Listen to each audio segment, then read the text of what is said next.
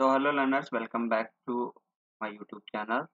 तो आज हम डिस्कशन करेंगे बाल विकास एवं शिक्षा शास्त्र का फर्स्ट प्रैक्टिस सेशन, जो कि आपके रीड लेवल फर्स्ट के लिए बहुत ही इम्पोर्टेंट है। और उसी के आगे हम सभी सब्जेक्ट के जो प्रैक्टिस सेट होंगे वो हम करते जाएंगे।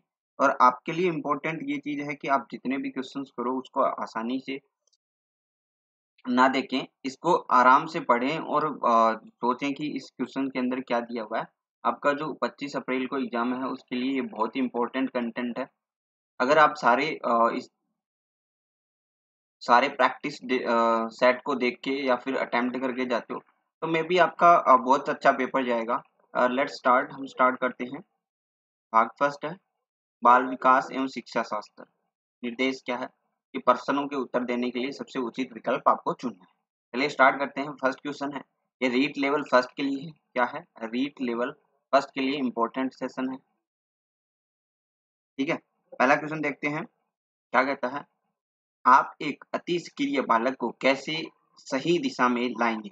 यानी एक अति सक्रिय, सक्रिय का मतलब क्या है, जो उत्तेजित हो किसी कार्य को करने के लिए, उसे पहली पंक्ति में बिठाएंगे, उस पर कड़ी नजर रखेंगे, उसे कक्षा के कोने में बैठने की जगह निर्धारित करेंगे, उसे श्यामपट्ट आदि साफ करने का काम देंगे। इनमें से कोई नहीं। सक्रिय होने का मतलब है कि वो काम करना चाहता है। अति सक्रिय होने का मतलब उसके लिए उत्तेजना है, वो कोई काम करना चाहता है, तो हम उसको ऐसा ही काम देंगे। देखिए, उसे पहली पंक्ति में बिठा दीजिए, उस पर कड़ी नजर रखेंगे, तो वो क्या होगा, उसकी सक्रियता का सही उपयोग नहीं हो पाएगा। तो हम उसे कोई काम देंगे, जैसे श्यामपट्ट आदि को साफ करने का काम दे दिया। ऐसे ही कुछ काम करवा के हम उसको क्या है, उसकी सक्रियता को बरकरार रख सकते हैं और उसको सही दिशा में ला सकते हैं। देखिए, जो उत्तेजित बालक होता है वो किसी भी दिशा में जा सकता है जब वो बालक होता है ना। तो इस चीज पे हमें फोकस करना चाहिए कि क्वेश्चन कैसा दिया है, और हमें एक प्रैक्टिकल लाइफ की तरह सोचना है इस क्वेश्चन को। पृथक पृथक समजातीय समूहों के व्यक्तियों के प्रति बच्चों की अभिवृत्ति साधारणतः आधारित होती है। किसके ऊपर आधारित होती है? क्या बोला है कि पृथक पृथक समजातीय समूह के व्यक्तियों के प्रति बच्चों की विवर्ती साधारणतः आधारित होती है। देखिए, मनोविज्ञान जो है आपके मानसिकता पे डिपेंड करेगा। आप अपनी धारणाएं लेके न चलें, ये चीज मैं पहले ही बता देता हूँ। तो क्या कहता है, उनके अभिभावकों की चित्तवृत्ति पर, उनकी समकक्षियों की अभिवृत्ति पर, दूरदर्शन के प्रभाव पर, उनके सहोदरों की अभिवृत्ति पर। देखिए, जब भी बच्चा होता है वो हमारे घर से ज्यादा सीखता है, फिर वो क्या जाता है, विद्यालय में जाता है। तो उसमें जो अगर हम व्यक्तियों की बढ़ती बच्चों की विवर्ती की साधारणता मतलब नॉर्मली हम देखेंगे तो वो किसके ऊपर डिपेंडेबल होंगे, अपने अभिभावकों के। ठीक है, अभिभावक जो होंगे, पेरेंट्स होंगे, गार्जियंस बोल लो आप, जो भी चीज है वो सारी चीज में आ जाती है। तो उसके ऊपर उनकी अभिवर्ती रहेगी। ठीक है, नेक्स्ट देखो। आपको अपनी कक्षा में दो मंद बुद्धि बच्चों को बिठाने के लिए बोला गया। आपको अपनी कक्षा में दो मंद बुद्धि बच्चों को बिठाने के लिए बोला गया है। तो आप क्या करेंगे ऐसी दशा में? ऐसा क्वेश्चन पूछा गया है। उन्हें अपने विद्यार्थी के रूप में ग्रहण करने से इनकार करेंगे। तो इनकार तो नहीं कर सकते, डेफिनेटली क्वेश्चन को आराम से कर सकते हैं, इनकार तो नहीं कर सकते। प्राध्यापक को उन्हें किसी और कक्षा जो कि मंद बुद्धि बालकों के लिए विशेष रूप से चिन्हित है में बिठाने के लिए बोलेंगे। तो देखिए, अगर हम भेदभाव करते हैं कि कमजोरों को अलग अलग रखेंगे और जो इंटेलिजेंट स्टूडेंट होंगे उसको अलग रखेंगे, तो एक भेदभाव वाली फीलिंग आती है। अगर आप एक टीचर हो तो आप ऐसा भेदभाव नहीं कर सकते। दोनों ही ऑप्शन गया। ऐसे में विद्यार्थियों को सिखाने की तकनीक सीखेंगे। देखिए, ऐसे में विद्यार्थियों को सिखाने की तकनीक, अगर आप टीचर हो तो आप एक नई तरीके से सिखाओगे। जैसे जब मैं मैथ पढ़ाता हूँ, तो अगर मान लो कि उसका लो लेवल है तो हम उसको और तरीके से समझा सकते हैं, एक ऐसे इजी वे में लेके जा सकते हैं जहां से उनको अच्छा रिजल्ट दे सकता है ना। अलग अलग बिठाने से तो वो अपने आप ही उसके मन में ये हो जाता है कि हम कमजोर हैं, दूसरा क्या है, इंटेलिजेंट है। तो ये एक भावना आने लग जाती है। एक शिक्षक का साधन संपन्न होना चाहिए। इसका अर्थ है, इसका क्या अर्थ है? इसका अर्थ है उनके पास पर्याप्त धन संपदा होनी चाहिए ताकि उसे शिक्षण देने की जरूरत ना पड़े। तो देखो, ये शिक्षक का साधन नहीं है। शिक्षक का साधन बेसिकली इस पे नहीं होता, बेसिकली ज्ञान पे होता है। उनके अधिकारियों के उस स्तर से संपर्क होना चाहिए बेसिकली ऐसा करने पे जैसे प्राइवेट इंस्टीट्यूट होते हैं उसके अंदर क्या करते हैं, अगर मान लो कि उन अधिकारियों से उनकी बातचीत है तो वो हो जाते हैं, लेकिन टीचर एक ऐसा नहीं होना चाहिए। टीचर जो होता है वो विद्यार्थियों को समझे, विद्यार्थियों को समझाने की समझ रखता हो और अपने सब्जेक्ट में अच्छी पकड़ हो। तो देखो, उनके अपने विद्यार्थियों की समस्याओं को हल करने का पर्याप्त ज्ञान होना चाहिए। तो ये आपका सी ऑप्शन सही हो जाएगा। बच्चों में संवेगात्मक समायोजन प्रभावी होता है। व्यक्तित्व निर्माण में, कक्षा शिक्षण में, अनुशासन में, इनमें इनमें से सभी। तो व्यक्तित्व निर्माण में देखो, संवेदनात्मक समायोजन है प्रभावी कब होता है, व्यक्तित्व निर्माण हो, कक्षा शिक्षण में, अनुशासन में हो, तभी हम इन सभी में जाएंगे। तो डी ऑप्शन आपका राइट आंसर हो जाएगा। बहुत ही बढ़िया क्वेश्चन है। आपको समझने के लिए मनोविज्ञान को समझना जरूरी है। ऐसे अगर आप रटते जाएंगे कभी नहीं समझ पाएंगे मनोविज्ञान के लिए, इसलिए क्वेश्चन गलत हो जाता है।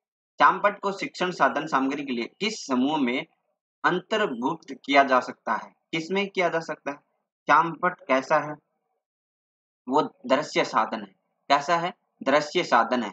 सुनने वाला तो शून्य होता है, लेकिन इसमें श्यामपट जो होता है ना तो बोलता है, वह सिर्फ दिखा सकता है, जिसपे जो कुछ लिखा है वो हम पढ़ सकते हैं। तो ये क्या है? दृश्य साधन। नेक्स्ट देखो, निम्नलिखित में से कौन कौन शिक्षण कुशलता से संबंधित है? शिक्षक जो शिक्षण कुशलता है उससे कौन संबंधित है? श्यामपट पर लिखना, प्रश्नों को हल करना, प्रश्न पूछना, उपयुक्त सभी। तो ये सारी चीजें होंगी। जो जो स्टूडेंट शिक्षण में कुशल होगा वो श्यामपट पर लिखना भी जानेगा, प्रश्नों को भी हल करेगा और प्रश्न पूछेगा भी। ये भी चीज आती है। हम ये प्रैक्टिकल लाइफ में आप देख लेके चलें तो आपके सारे क्वेश्चन सही हो जाएंगे।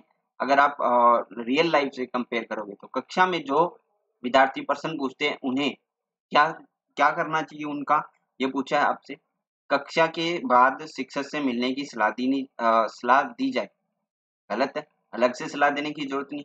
कक्षा चर्चा में भाग लेने के लिए प्रो उत्साहित किया जाना चाहिए। तो सही बात है भाई, जब स्टूडेंट क्वेश्चन पूछ रहा है या फिर उसके अंदर उत्सुकता है तो हमें क्या करना चाहिए? कक्षा में जो चर्चा होती है उसमें भाग लेने के लिए उसको उत्साहित करना चाहिए। ठीक है। शिक्षा को किंडरगार्टन पद्धति का प्रतिपादन किया, किसने किया ये प्रतिपादन? तो ये टेक्निकल क्वेश्चन आप याद कर सकते हो। प्रोबेल ने। ऐसे में वैज्ञानिकों की जो परिभाषाएं हैं वो अलग से बता दूंगा आप सभी को, तो वो आप डायरेक्टली देख के जाना, 1-2 नंबर जरूर आ जाएगा। एक अभिभावक आपसे विद्यालय में मिलने के लिए कभी नहीं आता, आप क्या करोगे उसके लिए? बच्चों की अपेक्षा करोगे। बच्चों का इनका कोई मतलब नहीं है। अभिभावकों से आपको अगर मिलना है तो बच्चों के माध्यम से नहीं, आप डायरेक्टली भी मिल सकते हो, क्योंकि बच्चों के ऊपर हम कर नहीं सकते, बच्चे इतना फोर्स पेरेंट्स पे नहीं कर सकते। अभिभावक को लिखेंगे, आप स्वयं मिलने जाएंगे, क्योंकि एक अच्छे टीचर की यही भावना होनी चाहिए कि अगर किसी को वक्त नहीं मिल रहा तो आप टीचर हो, आपका काम है पढ़ाना, आपका यही काम है एक्चुअली। इस चीज को आप समझ सकते हो। बचपन का सांप्रतिक दृष्टिकोण की मान्यता है। मान्यता कैसी है? बहुत तरीके से बच्चे प्राप्त वयस्कों के बराबर होते हैं। बहुत तरीके से बच्चे प्राप्त वयस्कों के बराबर होते हैं। बच्चों को युवा प्राप्त वयस्कों के रूप में सबसे अच्छा माना जाता है। बचपन में आधारिक रूप से प्रतीक्षा अवधि है। बचपन वृद्धि एवं परिवर्तन की एक अनूठी अवधि है। तो बच्चे क्या होते हैं? एक बचपन में वृद्धि और परिवर्तन की क्या है? एक अनूठी अवधि है। क्वेश्चन नंबर 12 देखिए, एक प्रमाणीकृत पठन परीक्षण लेने के लिए 5वीं कक्षा को प्रस्तुत करने में शिक्षकों का अधिकाधिक परामर्श किया जाता है कि बच्चों को बोलने की परीक्षण बहुत महत्वपूर्ण है तथा वह सबसे अच्छा प्रदर्शन करेगा। पूर्ववर्ती परीक्षा से प्रधान प्रश्नों को चिन्हित करना एवं छात्रों को उन्हें उत्तर देने की अनुमति देना। निम्न कोटि के पाठकों को परीक्षण देना ताकि कक्षा के शेष बच्चे किसी भी तरीके से अच्छा करें। परीक्षण में आने वाले समान प्रकार के प्रश्नों के उत्तर देने के लिए छात्रों का अभ्यास करना। देखो क्या बोला है, क्वेश्चन जो बोल रहा है उसी के ऊपर हमें आंसर देना है। क्या बोला? एक प्रमाणीकृत पठन परीक्षण लेना है आपको 5वीं कक्षा के लिए। ठीक है। प्रस्तुत करने के लिए यानी आपको 5वीं कक्षा की परफॉर्मेंस देनी है, तो आप क्या करोगे, क्या परामर्श दोगे स्टूडेंट के लिए? तो मैं ये चाहूंगा जो क्वेश्चन एग्जाम में आने वाले हैं उनके समान प्रश्नों को हम हल करवाएं, है ना। जिस तरह के क्वेश्चन आते हैं, जैसे अभी मैं आपको बोलूं कि रीट के अंदर ऐसे क्वेश्चन आएंगे, तो मैं आपको क्या करवा रहा हूँ, इसी चीज का प्रैक्टिस करवा रहा हूँ। ये हमारा प्रैक्टिस सेशन है, तो इसमें क्या हो जाएगा, परीक्षण में आने वाले समान प्रश्नों के उत्तर देने के लिए छात्रों का अभ्यास करना है। असंगठित घर से आने वाला बच्चा सबसे अधिक कठिनाई का अनुभव करेगा। क्या बोला है कि असंगठित घर से आने वाला बच्चा सबसे अधिक कठिनाई का अनुभव करेगा सुनिर्मित पाठों में, स्वतंत्र अध्ययन में, नियोजित निर्देश में, अभ्यास पुस्तिकाओं में। तो वो जो सुनिर्मित पाठों में है उसमें क्या करेगा, कठिनाई अनुभव करेगा। आप देखते हैं कि एक छात्र बुद्धिमान है, आप क्या करेंगे, उसके साथ संतुष्ट रहेंगे, उसके अतिरिक्त गृह कार्य देंगे, जैसे अधिक प्रगति कर सके उसे उसी तरह अनुप्रेरित करेंगे। देखिए, उसके साथ संतुष्ट रहना, ये बुद्धिमानी को प्रेरित नहीं करना। आपको एक टीचर की तरह सोचना है कि ये स्टूडेंट अच्छा पढ़ रहा है और ये आगे तक जा सकता है, तो हमें उसी की राहों पे उसको क्या करना चाहिए, अनुप्रेरित करना चाहिए। अगर मान लो कि मैथ अच्छी है तो आप उसके ऊपर फोकस करवाएंगे। अतिरिक्त गृह कार्य देना तो एक भार जैसा होता है, गृह कार्य देना एक भार जैसा होता है, ठीक है। तो क्या हो जाएगा, सी ऑप्शन सही हो जाएगा। वह जैसे अधिक प्रगति कर सके उसे उसी तरह हम क्या करेंगे, अनुप्रेरित करेंगे ताकि वो आगे बढ़ सके। यदि कुछ विद्यार्थी कक्षा में अध्ययन की चित्तवृत्ति में नहीं है तो आप क्या करेंगे। देखिए, यहाँ पे आपको हमेशा ध्यान रखना है कि आपको उस स्टूडेंट के बारे में सोचना है। सारे एफर्ट जो लगेंगे स्टूडेंट के, जो गलतियां होगी वो टीचर की और जो सही चीजें होगी वो हमें करनी है स्टूडेंट के लिए। उन्हें अध्ययन के लिए बाध्य करेंगे। बाध्य आप किसी को नहीं कर सकते, क्योंकि अगर वो मान लो कि जानबूझ के पढ़ भी रहे तो उसका माइंड नहीं आएगा वहां पे। उन विद्यार्थियों की कक्षा छोड़ने के लिए कहेंगे, गलत। उन्हें चेतावनी देंगे कि अवश्य अध्ययन करें, नहीं तो हम प्रताड़ित तो कर ही नहीं सकते हैं स्टूडेंट को। और जो कि हम बात कर रहे हैं लेवल फर्स्ट की, तो 1 से 5 के स्टूडेंट को ऐसे हम नहीं समझा सकते। तो आप क्या करें, उन्हें उन्हीं की रुचि अथवा आप अपने विषय के अनुसार रुचिपूर्ण चीजें बताएंगे। तो आपको ज्यादा से ज्यादा इस चीज पे फोकस करना है कि बच्चा का दिमाग यहाँ पे कैसे आए, कैसे हम उसको फोकस करा पाए। आप क्वेश्चन की भावनाओं को समझिए, तभी आपका मनोविज्ञान सही हो जाएगा। वह स्तर जिसमें बच्चा किसी वस्तु एवं घटना के बारे में तार्किक रूप से सोचना शुरू करता है कहा जाता है। उस अवस्था को क्या कहा जाता है, ये आपसे पूछा है बेसिकली। तो क्वेश्चन नंबर 16 का आंसर हो जाएगा मूर्त क्रियात्मक अवस्था। मूर्त क्रियात्मक अवस्था वो क्या करता है, सोचना शुरू करता है, तार्किक विकास होता है उसके अंदर। बच्चों के बौद्धिक विकास की 4 सुस्पष्ट स्तरों को पहचाना गया था। किसके द्वारा पहचाना गया था, ये आपसे पूछा है। तो पियाजे के द्वारा पहचाना गया था, पियाजे द्वारा। अल्पवयस्क बच्चों के अधिगम प्रक्रम में अभिभावकों की भूमिका होनी चाहिए। कैसी भूमिका होनी चाहिए, उनमें अगर सक्रिय होना चाहिए। बच्चों के संज्ञानात्मक विकास को सबसे अच्छे तरीके से कहाँ परिभाषित किया जा सकता है, तो कहाँ परिभाषित किया जा सकता है, विद्यालय में किया जा सकता है, कक्षा में किया जा सकता है। देखिए, आप एक तो पब्लिकली आप स्टूडेंट को नीचा नहीं दिखा सकते, ये चीज आप मान के चलिए, उसको डांटना नहीं है। तो विद्यालय एवं कक्षा में हम उसके क्या है, संज्ञानात्मक विकास को सबसे अच्छे तरीके से परिभाषित कर सकते हैं। क्वेश्चन नंबर 20 देखिए, को अनुप्रेरित शिक्षण के लिए एक संकेत के रूप में विवेचित किया जाता है। किसको किसको किया जाता है, विद्यार्थियों द्वारा प्रश्न पूछना है, उसको अनुप्रेरित शिक्षण के लिए एक संकेत रूप में विवेचित किया जाता है। नेक्स्ट देखिए, कक्षा में विद्यार्थियों की रुचि बनाए रखने के लिए एक शिक्षक को उचित है, क्या उचित है, उसकी अभिरुचि बनाए रखने के लिए। तो श्यामपट्ट का प्रयोग करना, ये कोई जरूरी नहीं है। कोई स्टूडेंट बाहर देख रहा है तो वो बाहर देख कर श्यामपट्ट को देखेगी। चर्चा, कहानी सुनना, प्रश्न पूछना। देखिए, अगर आपको पूछता है कि रुचि बनाए रखें, तो स्टूडेंट क्या करेगा, क्वेश्चन पूछेगा। जैसे छोटे बच्चे पूछते हैं ना कि ये क्या है, ये क्या है। उसी तरह रुचि बनाए रखने के लिए हम क्या कर सकते हैं, स्टूडेंट को हमेशा रुचि बनाए रखने के लिए हमें प्रेरित करना चाहिए। ऐसी अपने तरीके आजमाने चाहिए जिससे रुचि बन सके।